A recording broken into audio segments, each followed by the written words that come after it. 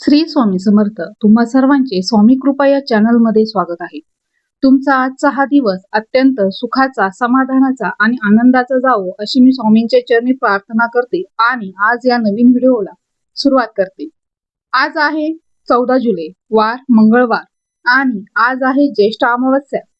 ज्येष्ठ अमावस्येला ज्येष्ठ महिना संपून पवित्र अशा आषाढ महिन्याची सुरुवात होणार आहे. प्रत्येक महिन्यामध्ये एक अमावस्या तिथी येते, जी कृष्ण पक्षाच्या 15व्या तिथीला येत असते.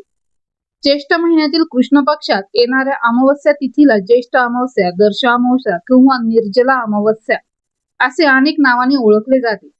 या अमावस्येचा प्रारंभ 13 जुलैला म्हणजेच काल सोमवारी सायंकाळी होत असल्यामुळे या ज्येष्ठ अमावस्येला सोमवती अमावस्या म्हणून देखील ओळखले जाते. ज्येष्ठ अमावस्या या शब्दातच या अमावस्येचा अर्थ आहे. ही ज्येष्ठ अमावस्या खास करून आपल्या पितरांना समर्पित असते. ज्यांनी आपल्याला जन्म दिला, ज्यांच्या कुळात आपण वाढलो, ज्यांची परंपरा आणि नाव आपण पुढे नेत आहोत, अशा आपल्या कुळातील दिवंगत व्यक्तीला अर्थात पितरांना हा दिवस समर्पित असतो. प्रत्येक महिन्यात येणाऱ्या अमावस्येला आपल्या पितरांची सेवा करावी असे आपल्या धर्मशास्त्रामध्ये सांगितले जाते.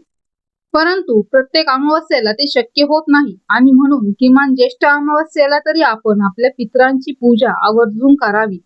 या दिवशी आपल्या पितरांचा आदर करावा, होईल तेवढी सेवा जी आहे तर ती करावी, आवर्जून करायची आहे. त्यांच्या नावाने पूजन करायचं आहे, नामस्मरण करायचं आहे, मनोमन त्यांना वंदन करायचं आहे. त्यांच्या नावाने दान धर्म केल्याने आपल्याला अनेक पुण्य मिळते. म्हणून होईल तसं दान तुम्ही आज नक्की करू शकता. जेव्हा आपण त्यांच्या नावाने दान करतो तेव्हा त्यांचा आशीर्वाद आपल्याला, आपल्या पिढ्यांना, आपल्या पुढच्या पिढ्यांना आपल्याला मिळत असतो. यामुळे पितृदोषातून मुक्त होण्यासाठी धर्मशास्त्रामध्ये काही उपाय सुद्धा सांगितले गेले आहेत.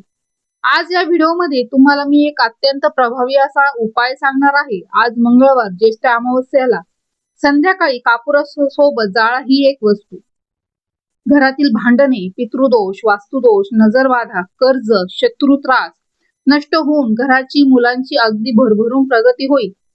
घरातील कलह, आजारपण, दारिद्र्य दूर होईल. तर अशी कोणती वस्तू संध्याकाळी कापुरासोबत जाळायची आहे, हा उपाय कोणत्या वेळेत करायचा आहे, याबद्दलची संपूर्ण माहिती या व्हिडिओमध्ये मी तुमच्या बरोबर शेअर करणार आहे. त्यामुळे हा व्हिडिओ स्किप न करता शेवटपर्यंत नक्की पहा.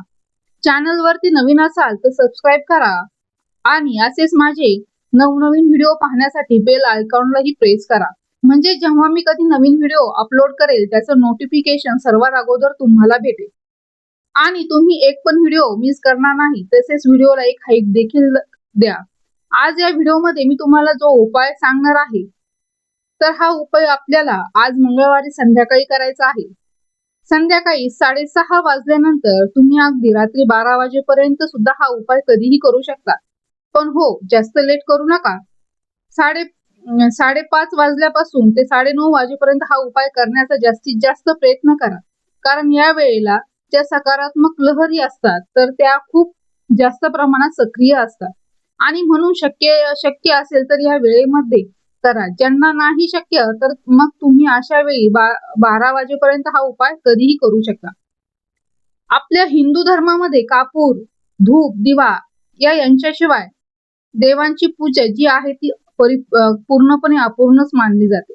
त्यामुळे या गोष्टींना आपल्या हिंदू धर्मात खूप महत्व आहे आणि अमावस्येचा दिवस हा आपल्या पितरांना समर्पित असतो आणि या दिवशी आपल्या घरात हा उपाय केल्याने पितरांना तृप्ती मिळते आणि पितृदोषातून मुक्ती मिळते. तसेच हा उपाय आपल्या घरात केल्याने घरातील नकारात्मक स्पंदने दूर करून ग्रह दोषांची तीव्रता कमी करण्यासाठी हा उपाय अमावस्येच्या तिथीवर करणे अत्यंत फलदायी मानले गेले आहे. कारण कापूर हा आपल्या घरातील नकारात्मक ऊर्जा दूर करत असतो आणि म्हणून या तिथीवरती घरात कापूर जाळल्याने घरातील वातावरण हे सुगंधी राहते. आपले घर हे पवित्र होते. अमावस्येच्या दिवशी घरात हा उपाय केल्याने घरातील वादविवाद, क्लेश, भांडणे थांबून आनंदाचं वातावरण निर्माण होतं. तसेच हा उपाय श्रद्धेने केल्याने सांगितल्याप्रमाणे घरातील ग्रहदोष आणि वास्तुदोष हा देखील दूर होतो. एवढेच नाही तर बाहेरील नकारात्मक ऊर्जा ही आपल्या घरामध्ये कधीच प्रवेश करत नाही. वाईट लोकांपासून, वाईट नजरेपासून नेहमी आपल्या कुटुंबाचं संरक्षण होतं. तसेच घरातील मुलं सतत चिडचिड करत असेल, हट्टीपणा करत असेल, तर मुलांचा हट्टीपणा, चिडचिडेपणा कमी होण्यासाठी सुद्धा हा उपाय तेवढाच महत्वाचा आणि उत्तम मानला जातो. जर तुमच्या घरात नेहमी वातावरण तंग राहत असेल, आपल्या घरात सतत भांडण, क्लेश होत असतील, तर आपल्या कुटुंबातील सदस्यांचे मन हे नेहमी अस्वस्थ, बेचैन होत असेल, तर तुम्ही हा उपाय आज संध्याकाळी नक्की करा. हा उपाय केल्याने घरातील आजारपण, पैशांच्या आर्थिक अडचणी ह्या सुद्धा दूर होतात आणि घरात सुख, शांती, समृद्धी नांदू लागते. एवढेच नाही तर हा उपाय इतका प्रभावी आहे की हा उपाय केल्याने घरातील प्रत्येक व्यक्तीला सर्व कामात यश मिळते. अडलेली कामं सुद्धा पूर्ण होतात आणि आपली कुटुंबाची भरभरून प्रगती होते. आता संध्याकाळी हा उपाय करण्यापूर्वी तुम्हाला तुमच्या देवघरामध्ये एक दिवा प्रज्वलित करून घ्यायचा आहे. धूप, दीप, अगरबत्ती लावायच्या आहेत आणि आपल्याला आपल्या मुख्य प्रवेशद्वारावरती सुद्धा एक कणकेचा चौमुखी दिवा लावून घ्यायचा आहे. उंबरठ्याच्या मधोमध हा दिवा तुम्ही लावू शकता किंवा जेव्हा तुम्ही बाहेरून घरामध्ये प्रवेश करता, जी तुमची उजवी साईड असेल, तर तिथे तुम्हाला कणकेचा चौमुखी दिवा लावायचा आहे आणि त्या दिव्यात थोडेसे काळे तीळ टाकायचे आहे आणि हा दिवा आपल्याला पितरांसाठी लावायचा आहे. कारण आपले पूर्वज आपल्यावरती नाराज असेल आणि अशा वेळी आपण कितीही उपाय सेवा केल्या तर त्याचं फळ हे आपल्याला मिळत नाही. म्हणून सर्वप्रथम आपल्या पूर्वजांना प्रसन्न करून घ्यायचं आहे आणि यानंतरूनच आपल्याला हा उपाय आपल्या घरामध्ये करायचा आहे. तसेच उपाय करण्या अगोदर आपल्या घराच्या मुख्य प्रवेशद्वार हा उघडा करून ठेवायचा आहे. घराच्या खिडक्या सुद्धा काही वेळासाठी उघड्या करून ठेवायच्या आहे. तसेच नेहमी रोजच ज्यावेळेस आपण दिवाबत्ती करतो संध्याकाळी 6:30 ते 7:30च्या या दरम्यान आपल्या घराचा मुख्य दरवाजा आणि इतर दारे खिडक्या उघडीच ठेवावी, कारण लक्ष्मी येण्याचा हाच टाइम असतो. यानंतर तुम्हाला कापूर जाळायचं जे भांड असतं तर ते घ्यायचं आहे. कापूर जाळायचं भांड तुमच्याकडे जर नसेल तर एखादी प्लेट घ्या, वाटी घ्या, ताट घ्या किंवा जर काहीच नसेल तर तुम्ही एखादी आपली दिवाळीला आपण ज्या पंत्या लावतो ना त्यातली एखादी पंती सुद्धा घेऊ शकता. सर्वप्रथम तुम्हाला थोडेसे मुठभर तांदूळ ठेवायचे आहे त्या वाटीमध्ये आणि यानंतर एका वाटीमध्ये तुम्हाला 7 भीमसेनी कापूर या शुद्ध गाईच्या तुपामध्ये भिजवून ठेवायचे आहे. म्हणजे दुसऱ्या वाटीमध्ये तुम्हाला कापूर हा भिजवून ठेवायचा आहे. त्यातली एक वडी काढून तुम्हाला त्या कापूर जाळण्याच्या भांड्यामध्ये आपण ते तांदूळ घेतले आहे त्या तांदळावरती एक कापूर वडी ठेवायची आहे. बाकीच्या कापूरवड्या त्या साईडला तशाच त्या वाटीमध्ये तुपात भिजत ठेवायच्या आहे. यानंतर काय करायचं आहे, या कापूर सोबतच आपल्याला 2 अखंड फुलाच्या लवंगा सुद्धा ठेवायच्या आहेत, 2 हिरवी वेलची ठेवायची आहे आणि यानंतर हातामध्ये थोडीशी पिवळी मोहरी आणि थोडेसे खडे मीठ घ्यायचं आहे. पिवळी मोहरी नसेल तर काळी मोहरी घेतली सुद्धा चालेल. तर हे मीठ आणि मोहरी तुम्हाला आपल्या घरातील प्रत्येक व्यक्तीवरून डोक्यापासून तर ते खाली पायापर्यंत 7 वेळा उतरून घ्यायचं आहे. यानंतर आपल्या मुख्य प्रवेशद्वारावरून सुद्धा उतरून घ्यायचं आहे आणि यानंतर या वस्तू सुद्धा तुम्हाला त्या कापूर जाळण्याच्या भांड्यामध्ये टाकून द्यायच्या आहेत आणि यानंतर हा कापूर आपल्याला आपल्या देवघरासमोर प्रज्वलित करायचा आहे.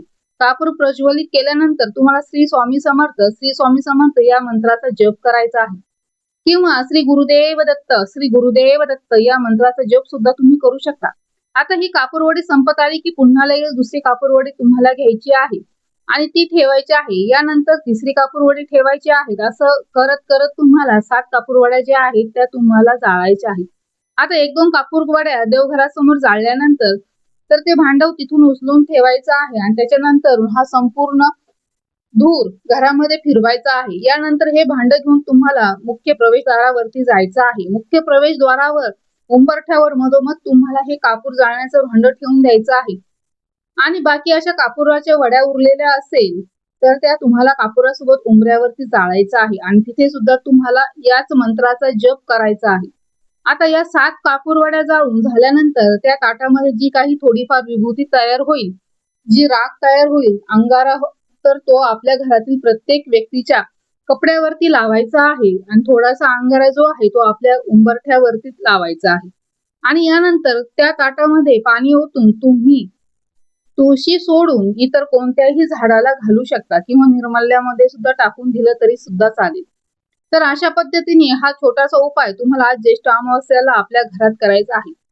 अत्यंत प्रभावी आणि सात्विक उपाय आहे. जर तर तुम्ही हा उपाय श्रद्धेने केला ना तर 100% तुमच्या घरात ज्या काही समस्या सुरू होत्या ना, ज्या काही अडचणी सुरू होत्या तर त्या कुठेतरी कमी व्हायला म्हणजे झालेल्या नक्कीच जाणवतील.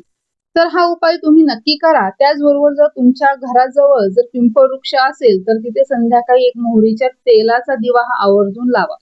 कारण पिंपळ वृक्षामध्ये आपल्या पूर्वजांचा, विष्णूचा, माता लक्ष्मीचा वास असतो आणि अमावस्या तिथे तीत असल्यामुळे म्हणजे ती यांना समर्पित असते. म्हणून तिथे दिवा लावल्याने आपल्याला या तिघांचाही आशीर्वाद प्राप्त होतो. म्हणून घराजवळ जर पिंपळ वृक्ष असेल तर तिथे एक दिवा नक्की लावा. त्याचबरोबर आपल्या घरामध्ये पिवळी मोहरी सुद्धा टाकायची आहे. तर काय करायचं आहे, थोडीशी पिवळी मोहरी हातात घ्यायची आहे आणि पिवळी मोहरी नसेल तर किराणा दुकान असेल जर जवळ असेल तर तिथून आपल्याला पिवळी मोहरी घ्यायची आहे.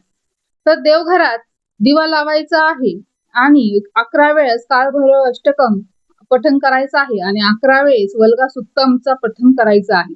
या दोन्ही सेवा स्वामींच्या नित्य सेवेमध्ये दिलेल्या आहेत आणि तिथून तुम्ही करू शकता किंवा गुगल वरती जर तुम्ही सर्च केलं तर तिथे सुद्धा या सेवा तुम्हाला भेटून जातील. आता या सेवा करून झाल्यानंतर ही जी मोहरी आहे तर ती आपल्या घरामध्ये, आपल्या वास्तूमध्ये सगळीकडे थोडी थोडी टाकून द्यायची आहे. हा उपाय संध्याकाळी करायचा आहे. संध्याकाळी ही मोहरी टाकल्यानंतर आपल्याला घर स्वच्छ करायचं नाही, कारण की घर लगेच झाडू घेऊन घर स्वच्छ करायचं नाही.